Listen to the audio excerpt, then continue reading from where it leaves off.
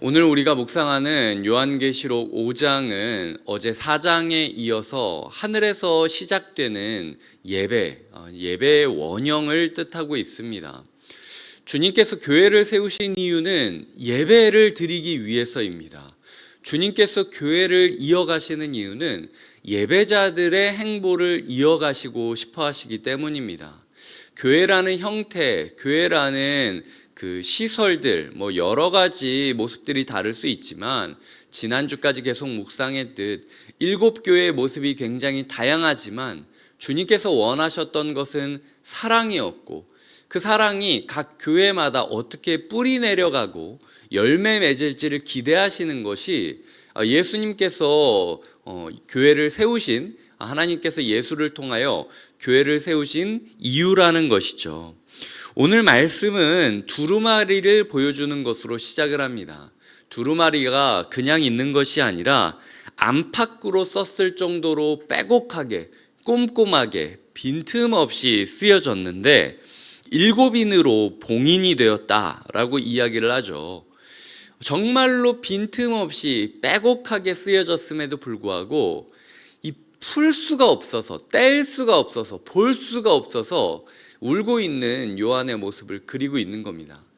저것만 풀면 내 인생의 문제가 해결될 것 같은데, 저것만 풀리면 내가 궁금했던 모든 걸 알 수 있을 것 같은데 라고 이야기할 수 있는 무언가가 풀리지 않기 때문에 괴로워하고 있다는 것이죠.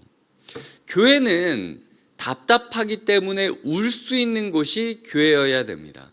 그냥 스트레스를 풀 수가 없어서 마음이 억울하니까 눈물 쏟고 끝나는 곳이 교회가 아니라 하나님의 말씀이 있고 이 말씀만 내 삶에 풀리면 다 될 것 같은데, 다 알 것 같은데, 예수 그리스도로부터 시작되어 미래까지 이어지는 빽빽한 이 말씀이, 이 두루마리가 열리기만 하면 내 인생이 바뀔 것 같은데 열리지 않아서 답답하고 억울하고 그래서 눈물을 흘릴 수밖에 없었던 그것이 교회가 회복되어야 되는 예배의 원형이라는 것입니다.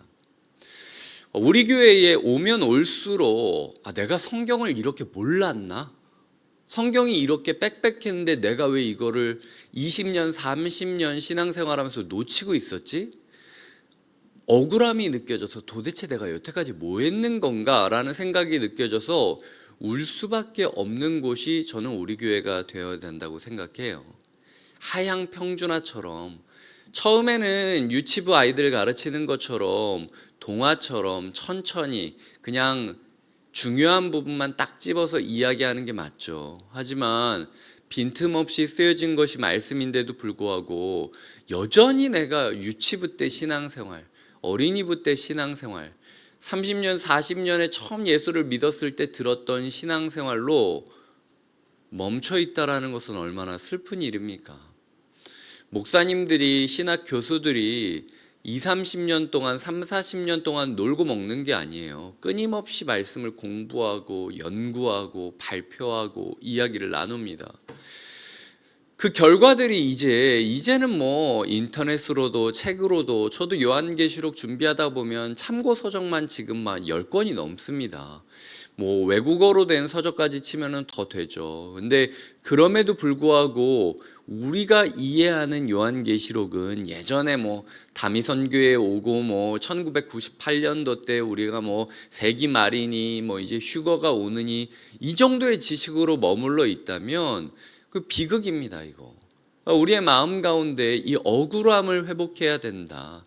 말씀이 보여지지 않음으로부터 시작되는 이 4절에 보면 그 말씀을 펼거나 말씀을 보거나 하기에 합당한 자가 보이지 않기 때문에 크게 울었다.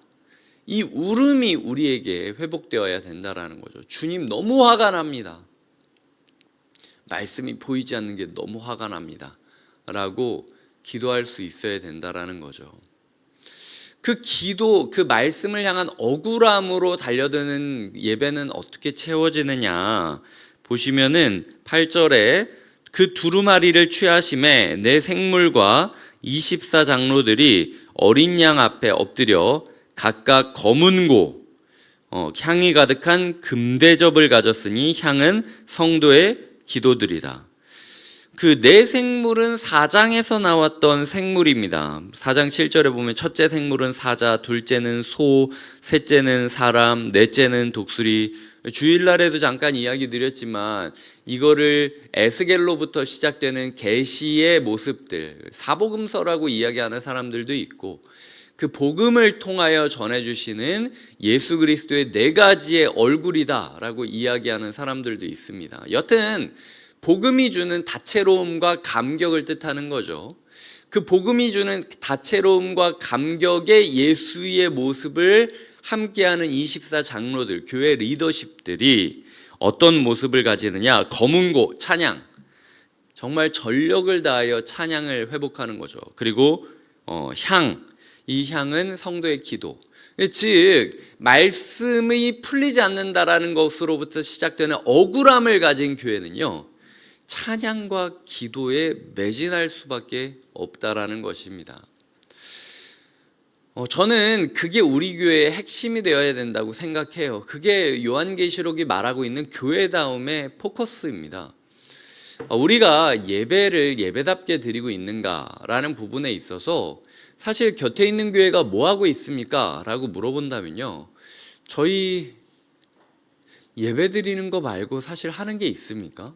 우리 교회가 가장 동력을 쏟고 있는 건 주일날 예배 드리는 거 말고는 없어요.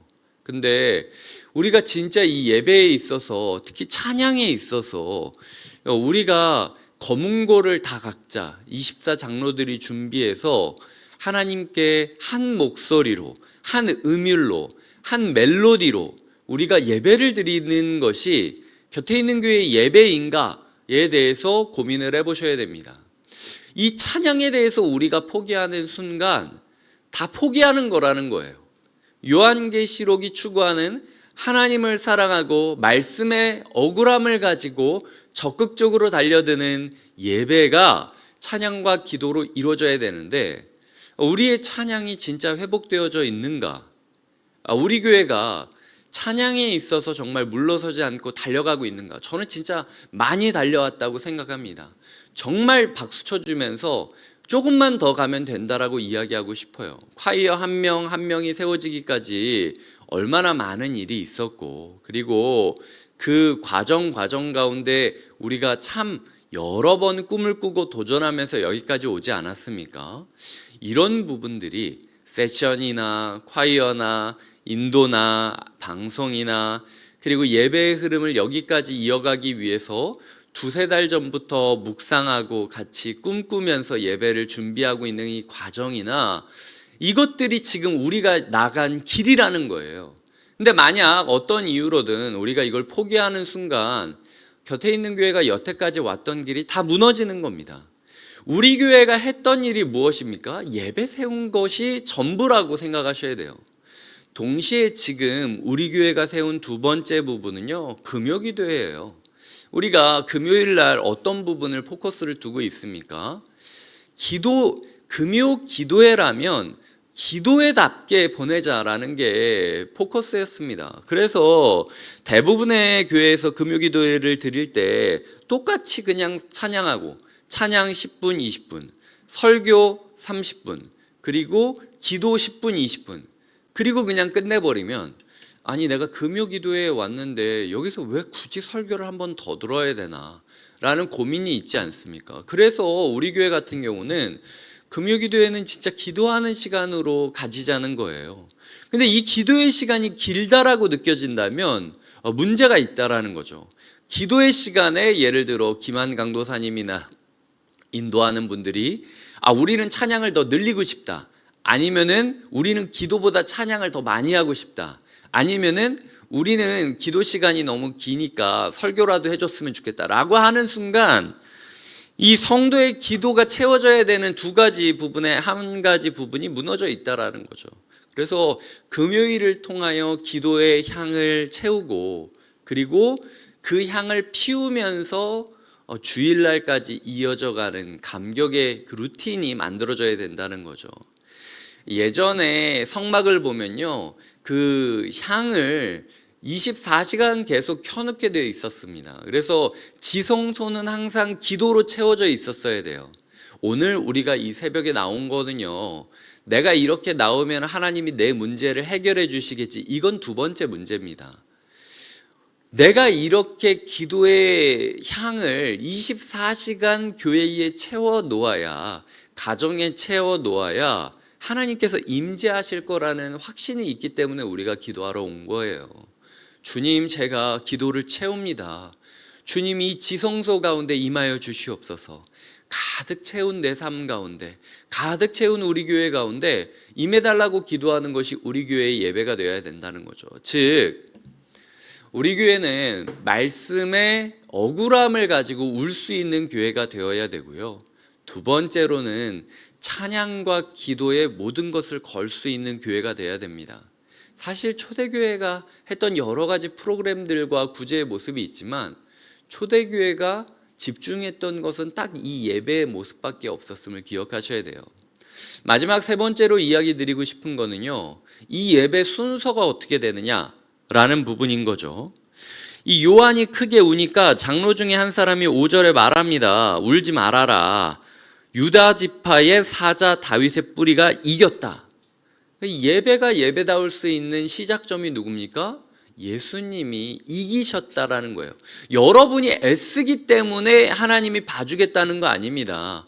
예수님이 이미 이겼기 때문에 봉인이 풀려야 될 때 풀릴 거라는 거예요. 우리가 봤을 때는 죽어도 이해 안 되는 말씀이지만 예수님이 이미 풀어 놓으셨다라는 거죠. 예수님의 때가 되면 그 말씀이 두루마리가 펼쳐져서 우리에게 알려줄 겁니다. 그 말씀 우리가 다 이해 안 된다라고 좌절하거나 아니면 엉뚱한 데 찾아다니지 마시고요. 풀려야 될 때 자연스럽게 순리대로 풀릴 하나님의 말씀을 예수의 승리로 이미 우리가 얻었음을 감사하며 이 억울함이 감사함으로 예배의 시작이 되어야 된다라는 거죠. 예수님께서 6절에 보면은 죽임을 당한 것 같다라고 이야기하고 실제로 죽임당한 것처럼 죽으셨다가 부활하셨잖아요. 7뿔과 7눈이 있다. 7뿔은 하나님의 영광과 능력을 상징합니다. 마치 전쟁터에서 장군이 이렇게 뿔이 있는 투구를 가지고 있듯 하나님의 영광과 능력이 높게 세워져 있을 뿐만 아니라 7눈이 있으면서 어디든지 다 볼 수 있는 눈을 가지고 있다라는 거예요. 이게 스가랴 3장에 나오는 이야기이기도 한데 그걸 통하여 예수 그리스도의 이기심으로 말미암아 무엇이든 보고 무엇이든 행할 수 있는 능력이 행해지는 곳이 예배의 자리가 되어야 된다는 겁니다. 2000년 전에 예수님이 나를 어떻게 알고 이 말씀을 준비해 놨지? 예수님이 내 삶을 다 보고 있네 라고 느껴지고 예수님께 맡겼더니 내 삶이 다 회복되네? 라고 이야기할 수 있는 예배가 시작돼야 된다는 거예요. 예수님으로부터 예배가 시작되고 그 다음에 보면은 8절에 내 생물과 24장로들이 아까 이야기 드렸듯 복음의 그 예수 어린 양을 표현할 수 있는 복음의 감격이 넘치는 예배 가운데 24장로로 칭해지는 교회의 지도자들이 앞장서서 찬양하고 기도하면서 예배를 펼쳐나가는 것이죠. 그 예배의 내용이 9절부터 13절까지 있습니다. 처음에는 예수님으로 시작됐고요. 예수님의 그 이기심과 예배의 시작이 지도자들의 변화로 시작되고요. 지도자들이 함께 성도들과 노래를 부르는데 9절에 보면 새 노래를 부른다. 이전까지 상상하지 못했던 노래를 부른다라고 이야기를 하고요. 그리고 마지막으로 13절에 보면은 천군 천사와 하늘 위에 있는 모든 존재가 예배에 동참하는 것으로 끝이 나고 있습니다. 이게 우리 교회가 추구해야 되는 예배라는 거죠. 우리 예배의 시작점은 누구다? 예수님입니다. 우리 예배의 마지막은 어떻게 된다? 천사들과 모든 열방들이 함께 예배할 것이다. 그러기 위해서 우리가 해야 되는 일은 무엇인가? 지도자들이 깃발 들고 달려가는 것들을 따라가면서 예배를 예배답게 세워야 되기 때문에 찬송과 기도다울 수 있도록 함께 본질을 추구해야 한다라고 이야기하고 있는 것이죠. 그렇게 드려진 예배는 14절에 보면 아멘이라고 선포되어지고 지도자들이 고개 숙여 경배하는 것으로 끝이 나고 있습니다. 말씀을 맺겠습니다. 주님께서는 곁에 있는 교회의 예배를 점검하기를 원하십니다. 우리의 예배자로서의 모습을 점검하길 원하십니다. 말씀과 찬송과 기도가 함께 어우러지는 곳, 저는 그것이 우리가 추구해야 될 전부라고 생각해요. 그게 무너지는 순간 모든 게 무너지는 것이고요, 그게 세워지는 순간 모든 게 세워지는 것입니다. 한 번만이라도 곁에 있는 교회를 보시며 하나님께서 예배다운 예배를 드리는 교회가 여기 있다 라고 이야기하실 수 있다면 저는 그 한순간을 위하여 모든 걸 걸어도 된다고 생각해요. 아니, 모든 걸 걸어야 한다고 생각합니다. 그리고 그렇게 모든 걸 걸었을 때 그 한순간을 만들 수 있다면 인생 살아가는 이유로 그거보다 충분한 게 어디 있을까라는 생각을 합니다. 영원토록 평안함과 부귀영화를 누리지 않았어요. 요한은 한 번의 예배를 꿈꾸며 살아왔던 사람입니다. 그 한 번의 예배를 위해 밤모섬에서 글을 쓰고 있는 거예요. 우리의 인생 가운데 한 번이라도 예배다운 예배를 드렸노라 고백할 수 있는 인생이 되기를 기도해 주시길 주님의 이름으로 부탁드립니다. 기도하시겠습니다. 하나님 아버지 감사합니다. 우리가 예배자가 되게 하여 주시옵소서. 예수님의 이름으로 기도드립니다. 아멘.